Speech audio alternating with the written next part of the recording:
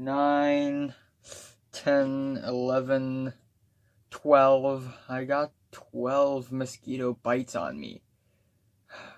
Hey, I don't have school tomorrow because there are hurricanes and typhoons right now, so that's great. What's up? And today I'm gonna do a review of 13 Reasons Why Season 1. Can't believe that I actually watched it. I can't believe I actually did it. Oh my gosh.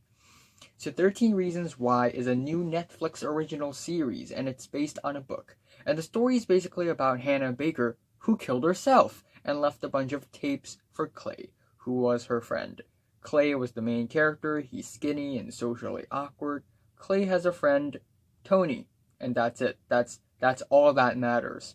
So now we go to the first episode. There are water in my hair because I need to fix it because I look bad. So now we go to the first episode, Tape 1 Side 1. Admittedly, I kind of like how every episode title follows the format of Tape something side something, but when you dive into the plot, it's not that great.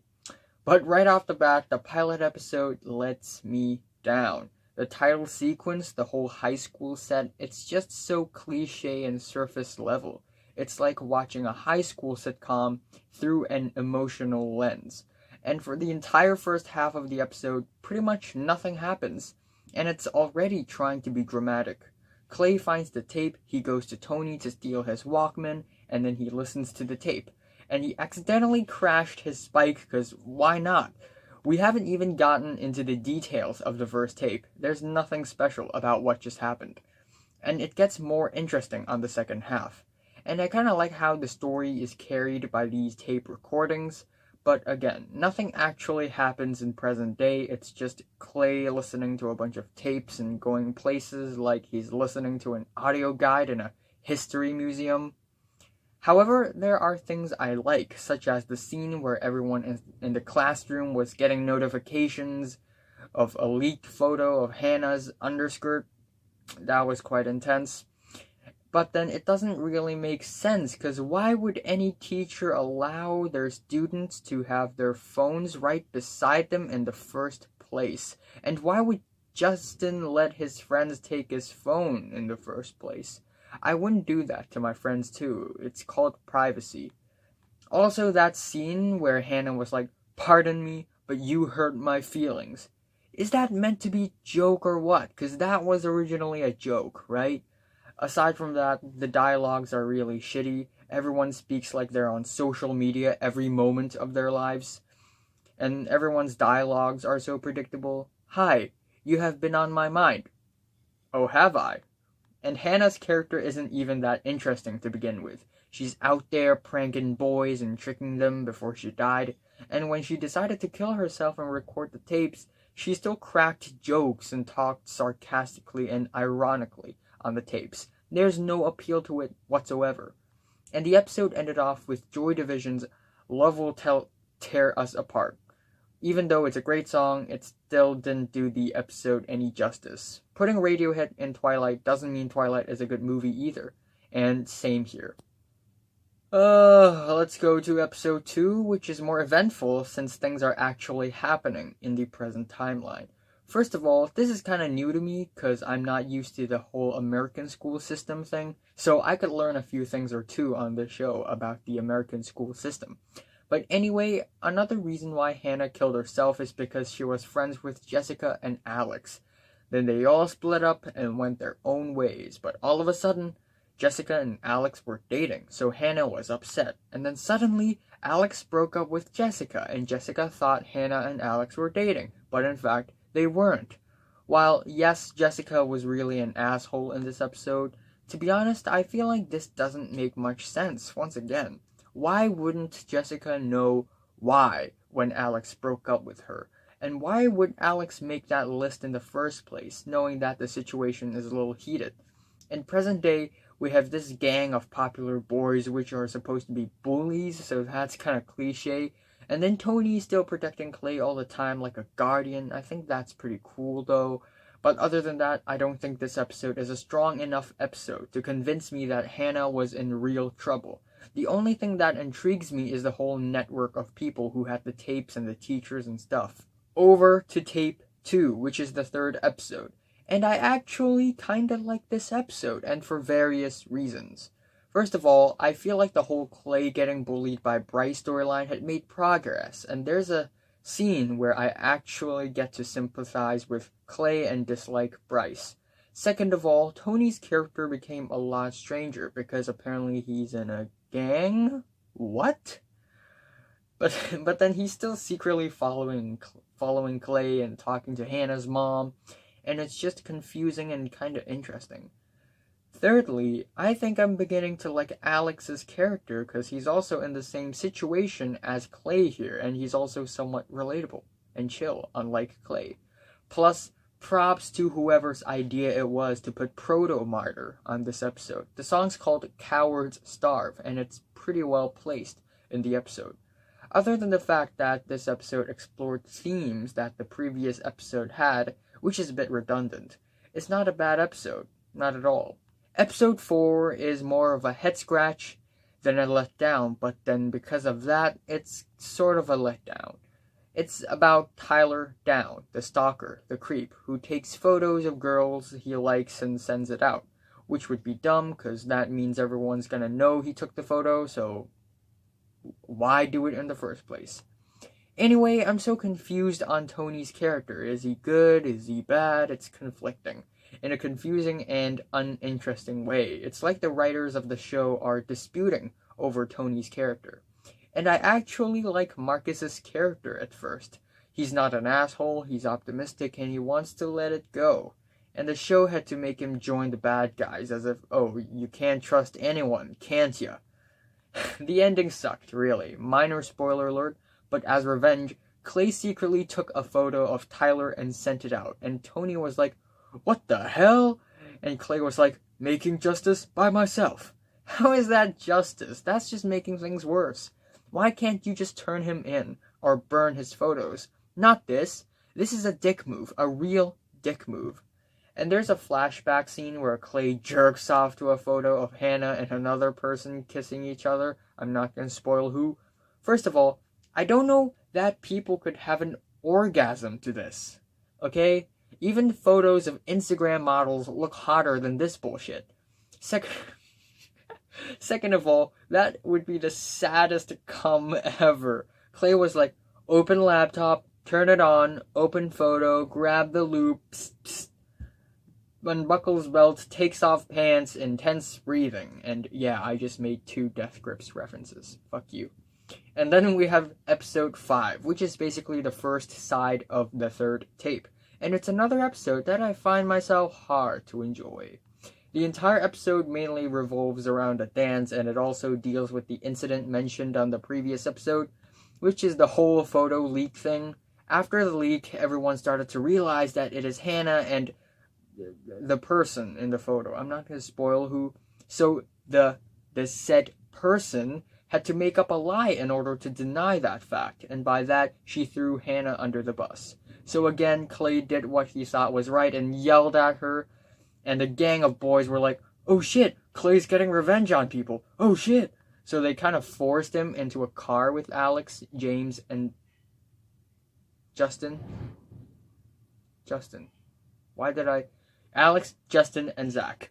And they kind of failed because Alex drove the car super fast, and Justin went from, Clay, what were you doing? To, Alex, slow the fuck down, he gets it now. Why does the writers have to make Clay such an underdog, like he's never gonna have a chance to reason with the gang? And why does the writers have to make the gang so stupid at the same time?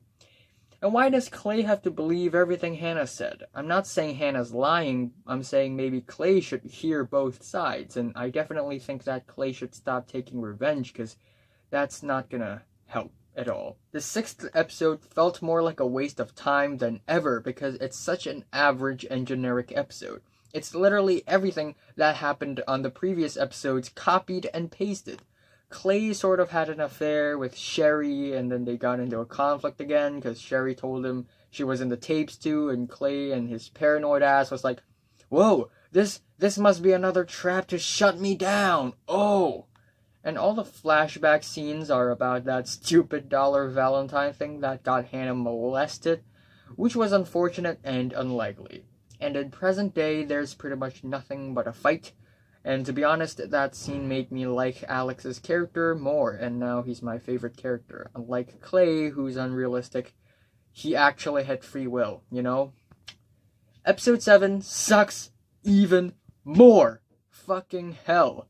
Clay's character sucks so much. I'm cringing. I was literally cringing when I watched the episode. His character is so annoying that I'm beginning to feel like that it's intentional to make him this unlikable. So this tape is about Zach, who had a crush on Hannah, and Zach was like, hey, I like you so much more about you than your ass. And Hannah was like, get off of me! So Zach was kind of pissed, but then he kept on trying to make Hannah happy. So Hannah wrote a secret letter to Zach saying that she's lonely. And then Zach was shocked and he couldn't do anything about it. And when Clay knew about it, he literally went up and carved up Zach's car with his car keys. But the next day, Zach was still being nice to Clay. Zach apologized and showed Clay the secret letter, even though Hannah said Zach threw the letter away. Clearly, Hannah lied. But Clay still believed in Hannah for some reason, and he kept on bringing up Hannah's suicide, and he kept on trying to avenge her suicide and try to be mean to everyone. And he ends up making a fool of himself every time he tries to do something epic about Hannah's suicide. Yes, one breakdown in the public due to Hannah's suicide may be inevitable, but 2, 3, 4, again and again and again, Clay was just ignoring the facts and worshipping Hannah and trying to blame it on everyone except for Hannah and making it a huge deal. At one point, Clay gave away those tapes because he had enough and he was going crazy and seeing visions because of those stupid tapes, and on the next day, he's a bright, happy kid all of a sudden. Boom, he's greeting everyone, casually, what? But then he got these visions again, and he's the stupid, cringy, paranoid kid again, who's always making a scene and messing things up. And those visions that he has are so fucking annoying. Like, they don't necessarily do anything in terms of plot, they're just there. And in one scene, Clay has like 5 visions, and the background keeps on fizzing out, and every time he sees a vision, he panics. He literally stopped an entire basketball game because he saw Hannah in the middle of the court. Like, duh. It's not real. Why would you think that it's real? It's not real. Up next, we have episode 8, which is better than the 4 previous episodes. Thank God. But it doesn't mean that it's great. It's just meh. As refreshing storylines, Clay went to rock climbing with Tony after his friggin' cringy rant in the school hallway, while in the flashbacks, Hannah wrote poems. And Hannah wrote a very personal and awkward and embarrassing poem, and Ryan, who was a friend of hers, who was responsible for the school magazine, published the poem, which sucks because he didn't ask Hannah's permission. But at the end of the day, Ryan did it only because he thinks Hannah's poem is awesome. Meanwhile, not much happens. James... Okay, why is it... Okay, why did I say James all the time in the script? Okay, I don't know why did I write James down, but it's Justin. Justin continued to refuse to have sex with Jessica, and the characters of Alex and Zach are really growing on me. They're now 2 of my favorites of the show, along with Tony, maybe? Episode 9 is actually not bad. It's way better than some of the previous episodes from the show. The flashbacks are way more interesting, even though it's the second tape of Justin Foley. Wait, what? Why did I write James Foley? Oh, it's Justin Foley. It says James here. What in the fuck? Okay, it's probably Mandela effect, right? But admittedly, it wasn't really Justin's fault that Jessica got sexually assaulted by another man, whom Justin tried to stop but failed. In the present day, because the boys wanted to shut Clay up, they tried to stage that Clay was a stoner and he hid pot in his bag so that the teachers will get him suspended. While this scene is slightly entertaining, you'd have to admit, Slipping marijuana into someone's bag without them noticing takes a lot of skills. Over to episode 10, that is the second part of tape 5, which is about what happened after the party on the same night. So Hannah was super shocked. Sherry drove her home. Sherry was a bit drunk, so she accidentally crashed her car onto a stop sign and broke it. And because Sherry didn't want to report it, the stop sign was never fixed. So an old man didn't know to stop when he was driving, which was why he crashed onto another car, in which was Hannah's and Clay's friends. What are the odds? Think about that. What are the fucking odds? But whatever, story is story. In present day, after Clay got suspended, there was nothing too crazy happening, but I could tell that in the whole gang, Alex and Ryan were legit good people who wanted Bryce to pay for what he did. And there were also a lot of scenes where Jessica turned completely nuts, smuggling vodka into school, throwing tantrums, smoking weed with Bryce, playing around with guns. And that storyline is a bit interesting, even though I still have no clue what's it about. There are also these super uncomfortable extreme close-up shots of Jess and Bryce that kind of creeped me out a little bit. Then it's episode 11, tape 6, side A. And I do enjoy this episode quite a bit, despite a few laughable flaws. Let's start off with that. Now this is Clay's tape, but it wasn't actually Clay's fault for what had happened, so it's kind of stupid to blame Clay. Before the episode, everyone was like, but do you know what you did? And yeah, I did this, but you? Whoa. But actually, Clay didn't even do any shit. Yet, after Clay listened to the tape, he was like, it's all my fault! I killed her! There's this whole scene at Monet's again, because the studio couldn't afford to build another cafe or book another one, or whatever. And then, of course, Sky showed up. Tony was there too, and this guy was like, I could read your future. You want me to do that? Clay said yes, so Sky read his future for him, and it's all, you're struggling inside, you can't face the past. But really, however way you read these cards, it's gonna sound like it's related to Hannah somehow. Also, when Clay called Tony unhelpful Yoda, I cracked up. It's just this trashy joke in the middle of a heavy scene. But I do like how Clay's story is told through the tape on this one. It's more flashback heavy and it's more detailed, and in present day, I do like the character arc of Justin. The way he smiled when he saw Alex's dad, thinking, wow, I wish I would have had such a great dad. But when Justin realized Jessica was at Bryce's, both Alex and Justin went over there and things went down. Jessica and Justin argued a bit until Justin yelled out the truth. It was kind of tense, and I'm starting to like Justin's character even more. And if you think about that, both Justin's tapes were also on the tapes. Both Justin's tapes were also there because of Bryce. Bryce sent the photo, Bryce did the thing. It was never really directly James' fault. Neither was it Clay's fault in the flashback. It's just Hannah being like, I can't hang out with you because then you'll betray me. Get the fuck out. Also, that scene when Clay kissed Hannah, it's super awkward. Imagine Dylan Minnette going like, well, I like the name Hannah. 3, 2, 1, boom, kiss her. Just don't think about it.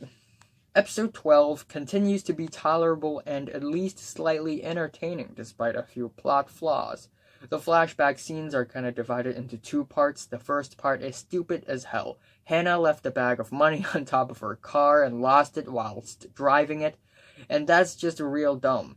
But it's the second part that really makes the devastating climax of Hannah's life. Should I throw a spoiler alert?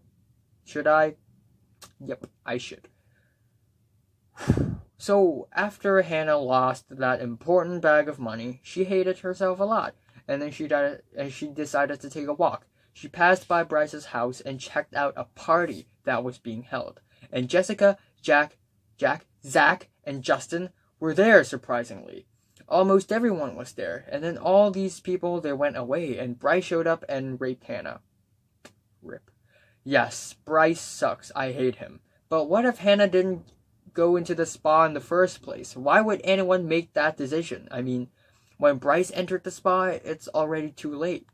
And then, in the present day, Clay had this plan to get a confession out of Bryce, So he literally went up to his house, asked Bryce about raping Hannah, and got beat up. He's going for the Better Call Saul route.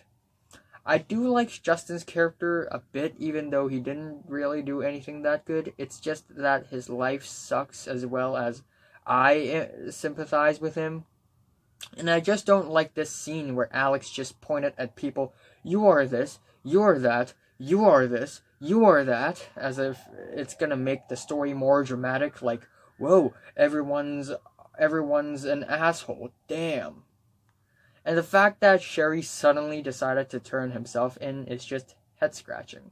At last, it's episode 13, or tape 7, side A. And it's not a great grand season finale or anything, it's just a closure, it's the closing chapter, and it's the truth finally being out, and it's the end. I won't say I hate this episode, but there are a few flaws that I just don't quite find reasonable. Especially in one of the scenes, Dylan Minnette actually said him instead of her when referring to Hannah. I mean, what? Just imagine the director going like, yep, I'll keep it. No, you don't. He messed up the line. Take another shot, Jeez. But despite that, I think it's relatively more solid than a lot of the previous episodes in the season. I'm giving a spoiler alert. This episode really isn't that eventful or powerful or anything. At least 1/3 of the episode is this long-winded conversation between Clay and Mr. Porter. However, I like how Mr. Porter's costumes go from red to blue. It really showed how different the past and the present were. And I also like the fact that Clay made Mr. Porter tear up about Hannah. And we get these constant flashbacks of what Hannah did after recording the 13th tape, which was about Mr. Porter, which was something that I, and I'm sure everyone, predicted ever since Mr. Porter said, what if it's my fault? There's this fucked up graphic scene of Hannah close-up slitting her wrist. Now, I don't mind that. I've seen worse on TV. I've watched The Walking Dead, I've watched Game of Thrones, but if it's an anti-suicide TV show, showing Hannah slit her wrist isn't a wise move. Not at all. Damn, the wind is strong.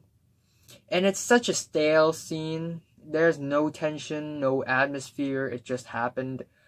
And if I was the writer, I would make the camera look the other way, like that Hitchcock scene. But anyway, the truth was out. Tony gave Hannah's parents her recordings. Tyler talked about the tapes. Everyone told the truth when they were being interviewed.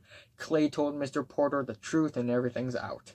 And then all of a sudden, the principal popped up out of nowhere and told Mr. Porter that Alex killed himself, or at least tried to kill himself, which was totally nonsensical and unlikely. There was no build-up, there was no reason, and the last time we saw Alex, it wasn't anything, so I'm kinda confused.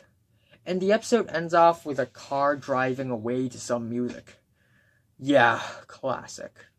Overall, I'm not impressed with 13 Reasons Why at all. Even though I do believe that there are a couple of good plot ideas like Bryce being the bully or Justin's family issues, there are also storylines that are just so pale, insignificant, and unimportant in comparison, like Courtney lying or Ryan with the frickin' photos.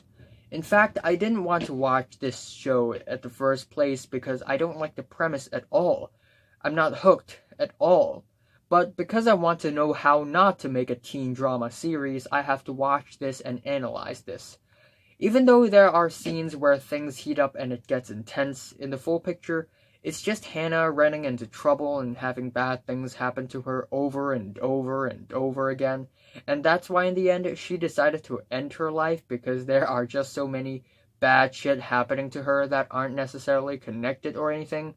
So in short, Hannah Baker had to be the unluckiest girl in the universe ever to run into this much shit in her life. It's not even possible. But the biggest problem of this show isn't the plot. It's the characters. They suck. Period. The two main characters, Clay and Hannah, were so dislikable, especially Clay in the first half of the season. He was just this nice guy who's trying to defend one girl and blame everyone but her. And Clay was like, no, it's all your fault. Now she's dead. You killed her. So I'm gonna have to avenge her death. And that resulted in some of the most intolerable and cringy scenes I've ever watched. And the bad characters aren't even that bad. I mean, Bryce was terrible in the second half of the season, but he didn't do much in the first half. So the worst characters isn't really that bad, and the best characters isn't really that good. It's just kind of in the middle. The dialogue sucked too. You can literally predict every line of every character. It's so middle school level. Hey, what's going on? No, nothing. Okay, bye. But there are a few things I like about this show. I think the overall concept has a lot of potential for being something dark and realistic. Even though at the end it falls flat completely, I think the adaptation is kind of faithful though. The writers never really went off the source material that wildly. And I think the promotion of the show is pretty damn great, not gonna lie. That they really made up all these fake Instagram accounts for the characters. They even made these texting and video call videos, even though the video calls were really corny. Every actor just phoned it in because they didn't really dress up for the video or anything. It's like a casting video. Yeah, the acting is middle of the road, it's stereotypical, the creep is the creep, the bully is the bully, the popular girl is the popular girl.